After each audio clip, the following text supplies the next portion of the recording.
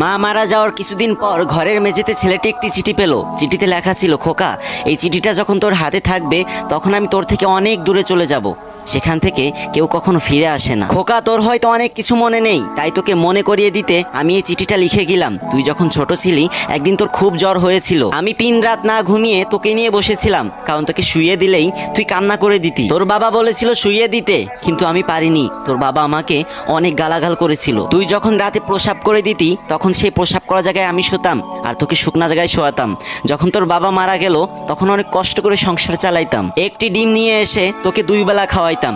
এমনও দিন গেছে যেদিন আমি না খেয়ে থাকতাম, তাও তোকে কোনো অভাব বুঝতে দেইনি। একদিন বাসায় রান্না করার মতো চাউল ছিল না, তাই অন্য বাসায় গিয়ে কাজ করে তারপর তোর জন্য চাউল কিনে এনে পরে তোকে খাইয়েছিলাম। হয়তো তুই ভুলেই গেছিস, যখন তোর এসএসসি পরীক্ষার ফি ছিল না তখন তোর বাবার দেয়া নাকের ফুল বিক্রি করে তোর এসএসসি পরীক্ষার ফি দিয়েছিলাম। আরো অনেক কথা। তুই হয়তো এখন ভাবছিস যে আমি তোকে এসব বলছি কেন। তুই যখন বড় হলি তখন তুই ভালো একটা চাকরি পেলি আর একটা বিয়েও করলি। তারপর দিনগুলো ভালোই কাটছিল। হঠাৎ করে তুই তোর বউয়ের কথা শুনে আমাকে টাকা চুরির অপরাধে অন্য একটা রুমে রেখে দিলি। আচ্ছা খোকা, তোর কি মনে হয় আমি টাকা চুরি করেছিলাম?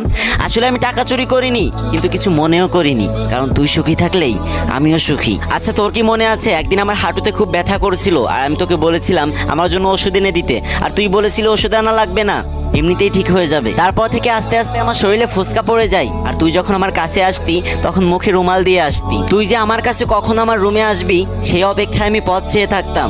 এক কাপড়ে যে আমি কতদিন কাটিয়েছি সেটা আমি নিজেও জানি না। যখন তুই ছোট ছিলি তখন তুই আমার কোলে পায়খানা করে দিতি, কিন্তু আমার ঘৃণা করতো না।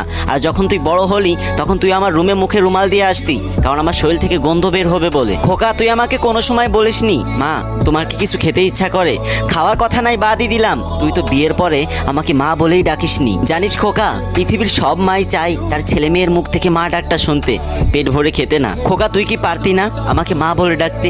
তুই কি পারতি না আমাকে ভালো একটা কাপড় কিনে দিতে?